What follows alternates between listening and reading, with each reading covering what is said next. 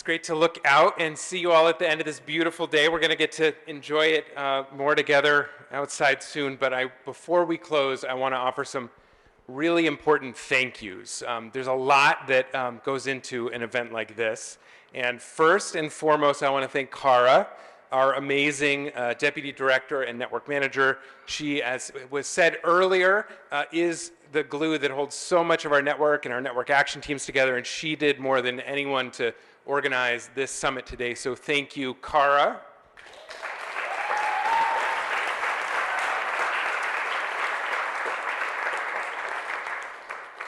I want to thank, there were a lot of people who helped with the planning. In particular, folks that I see in the room that I want to thank are Linda McGinnis, who helped think through a lot of the agenda design, Jen Green from Burlington Electric Department. I want to thank Magali Stoll-Aliman, who came early to help volunteer to help with registration, is now with Vermont Natural Resources Council. Thank you so much, Magali. Also to Bob the Green Guy Farnham and Vic Guadagno, who are here recording this so that we can have the video of the presentations up on our website.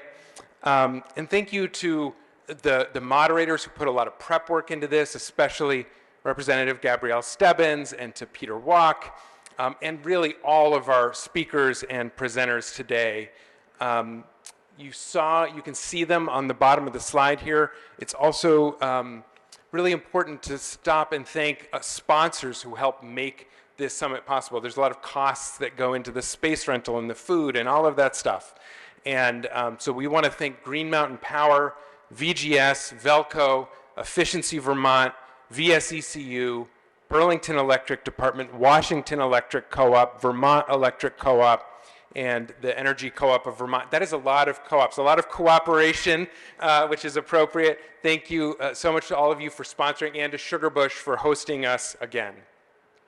And of course, massive thanks to our funders who fund EAN's work year-round, make what we do for the state of Vermont, for this network possible, the work of our network action teams, specifically the Maverick Lloyd Foundation, the Sunflower Fund, Vermont Community Foundation, and Bondwood Social Investments, among others.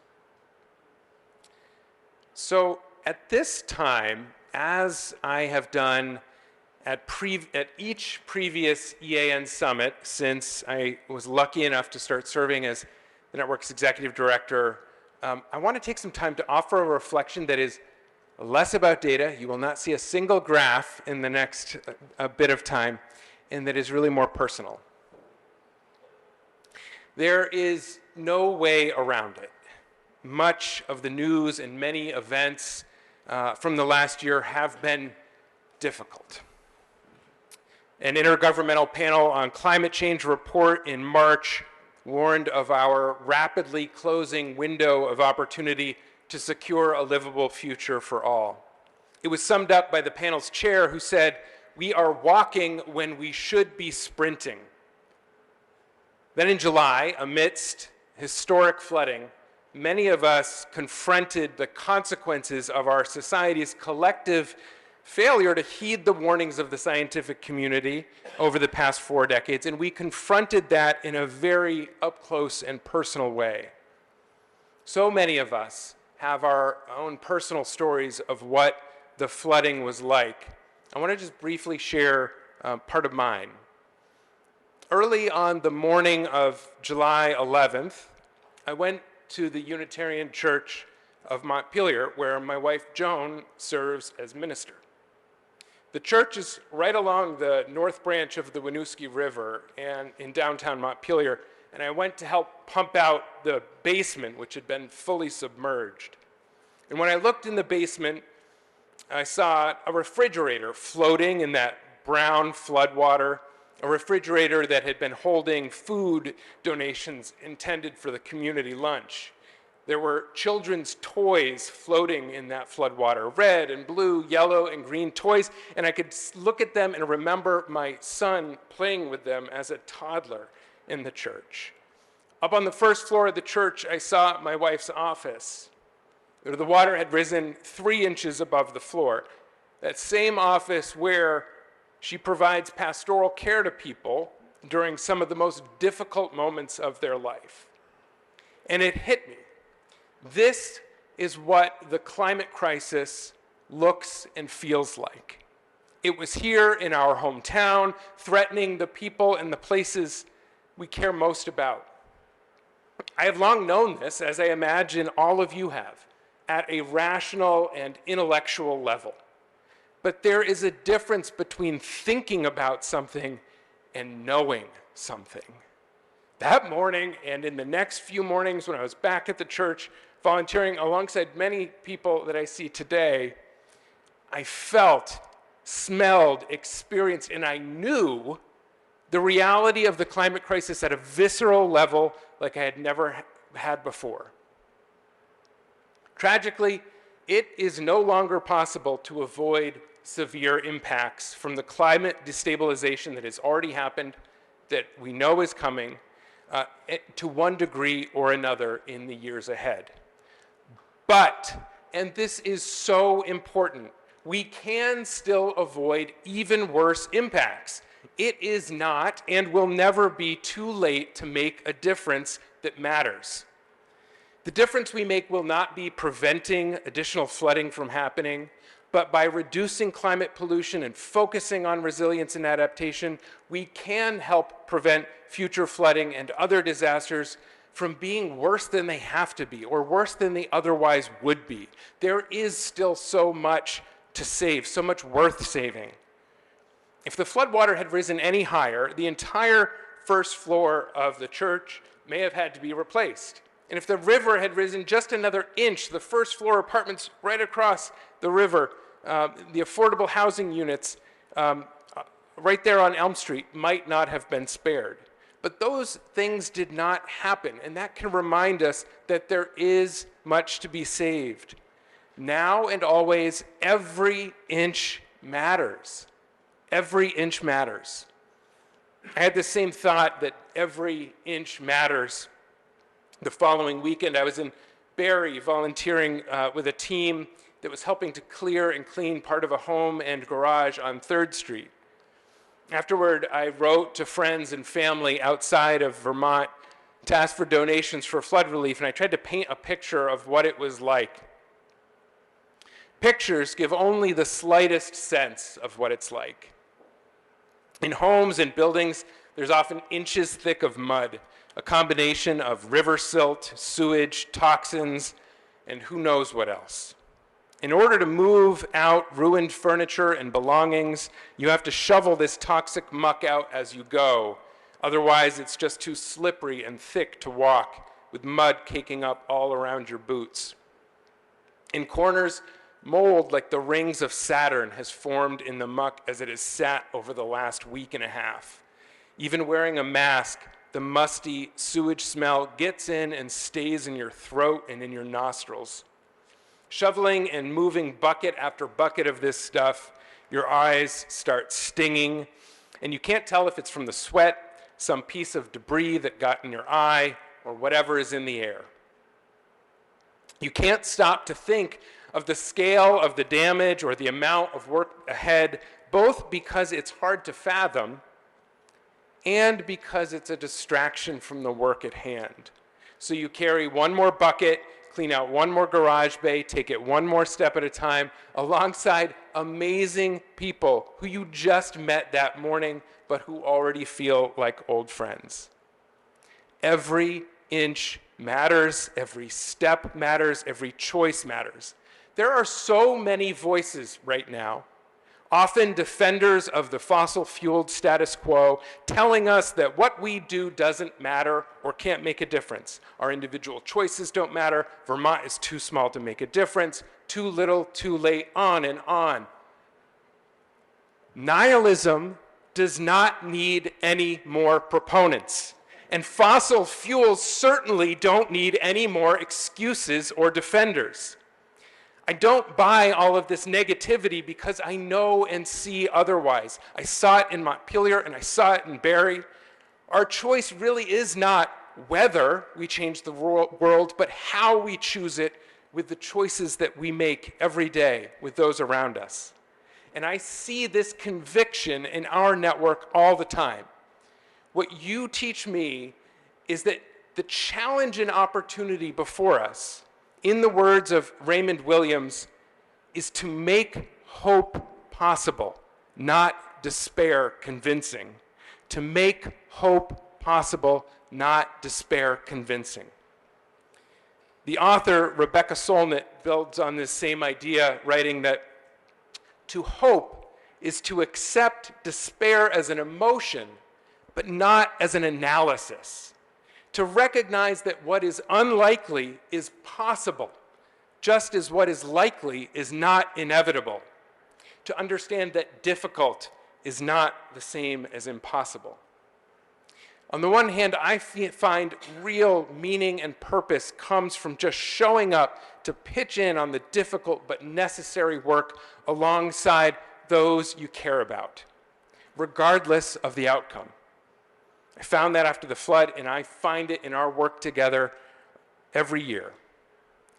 On the other hand, this network also reminds me that we should retain both a sense of humility and a predilection for boldness from the knowledge that the outcome of that showing up with and for each other can be far greater than we might have dared hope for. Greater than we might have dared hope for if we keep showing up to do the work for and with each other. That really has been the story of energy leadership in Vermont over the years. A little over 2 decades ago, there was no such thing as a statewide energy efficiency utility.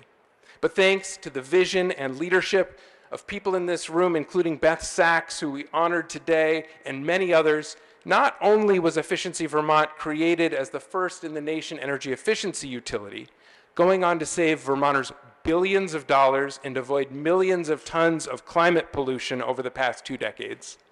It is also an approach that has spread to other states and countries where the model met the need and the circumstances. In New Brunswick, in Nova Scotia, in Maine, in Oregon, all of these places and more are seeing costs and pollution go down because of work that started right here in Vermont.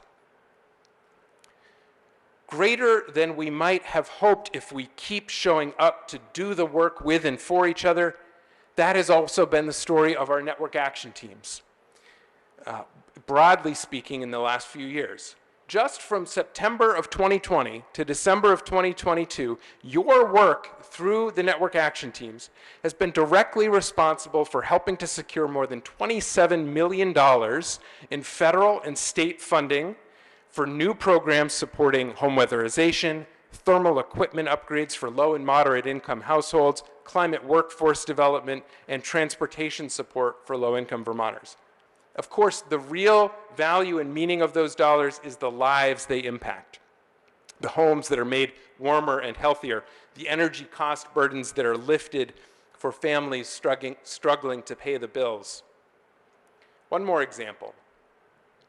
Just 3 years ago, at the 2020 EAN Summit, our network heard Richard Cowart and Rick Weston present the innovative new idea of a clean heat standard, which was then carefully developed by many leaders in this room and beyond over the next year. And then with legislative leadership, including from some of the folks who are here today, especially Senator Bray as chair of Senate Natural Resources, and Representative Sheldon, chair of House Environment and Energy, that policy idea became law earlier this year. And now, just last week, the U.S. Climate Alliance put out a press release stating that 8 states are now exploring creating clean heat standards: Connecticut, Hawaii, Massachusetts, Maryland, New Jersey, New York, Pennsylvania, and Rhode Island. An idea from our little state, from this network, now being considered by 8 states across the U.S. just 3 years later, as those states search for solutions to cut pollution and costs from the heating sector. Joanna Macy and Chris Johnstone are authors of the book Active Hope. It's a book that was gifted to me by Linda McGinnis, one of our senior fellows. They write that unlike passive hope, active hope involves identifying the outcomes we hope for and then playing a role in moving toward them. We don't wait until we are sure of success. Beth and Blair, Rich and Rick, many more, they did not wait until they were sure of success. They leaned in and worked to meet a need where and when they could. And in taking a step forward, and another, day after day, month after month, well, the result was both joy-filled camaraderie and eventually an impact far greater than they had any rational reason to suspect. So much of what this network contributes to Vermont and the world is born of this kind of active hope. One of the reasons I think that active hope finds such a home in our network is because of how we do our work together. That how is marked by open minds, discerning thinking, generous collaboration, dogged determination, and civility. Importantly, we live into our name. This network is the Energy Action Network. We know that the urgency of this crisis demands real action, wise, well-considered, careful action, but real action, not just more talk. There are more than enough people out there who treat this crisis as though it's theoretical or academic, perhaps an interesting topic for a book discussion group. Many others seem willing to continue business as usual, waiting until perfect or easy solutions arrive. But across this network, we know that the status quo is untenable and harmful, and that perfect, easy solutions do not exist. So therefore, we have a responsibility to actually step up and solve problems in the here and now, in a here and now that is difficult and messy. So we ask questions together like, what will it take for durable system-level change? Who will this impact and how? And compared to what? Compared to what? We also know that it is not enough simply to say no. Debbie just spoke about this. That to be constructive, we also have to affirm what we can say yes to. We feel the fierce moral and scientific urgencies to step up and take action, even as imperfect as it may be. And then to keep an open mind and to keep showing up and trying again and again. As Cara said to Lena and me the other day, our work, the work of this network, is needed now more than ever. You can see how many members of the network are rising to the moment. And time and again, we have seen how the power of this network model, by harnessing our distributed intelligence, bringing it together to advance collective action, how that has such power to create a positive and lasting difference for Vermonters and beyond. So contrary to what the opponents of climate action say, we know that the true Vermont ethos is not, we're too small to make a difference. The true Vermont ethos is, let's step up and do our part. Let's meet our responsibility, not shirk it. And then let's see what's possible. Let's allow ourselves to be surprised. Because together we know that showing up to do the work and showing up with and for each other is worth it for its own sake, regardless of the outcome. I recently asked Beth about the early days of Efficiency Vermont, and she told me it was awesome. We really felt like this is a great idea. We had this amazing opportunity to work with regulators, the state, and big thinkers to come up with this whole other way of doing things. Yes, it hadn't been tried, but we thought we have the skills to make it work if we work from a place of what do people need, from a place of what are people not getting, what is not serving people's best interest. That's really what motivated Blair and I and Scudder Parker and others. There is joy in this work. As Beth said, it's awesome to work alongside such good, dedicated people. And, as their example also shows, sometimes much more than we could have ever hoped for, than we could have ever rationally thought possible, can be the result. There is still yet to be discovered possibility in this work. It's been true before with efficiency, with federal funding, with clean heat, and it will be true again when we keep showing up to do this work with and for each other. That work is both its own reward, and sometimes it can result in so much more than we could have hoped for, more than we could have imagined possible. So with that, I just want to say how honored I am to be part of this work with you, how I look forward to showing up for it time and again, right alongside you in the months and years to come, whatever comes our way. Thank you so much for all you do.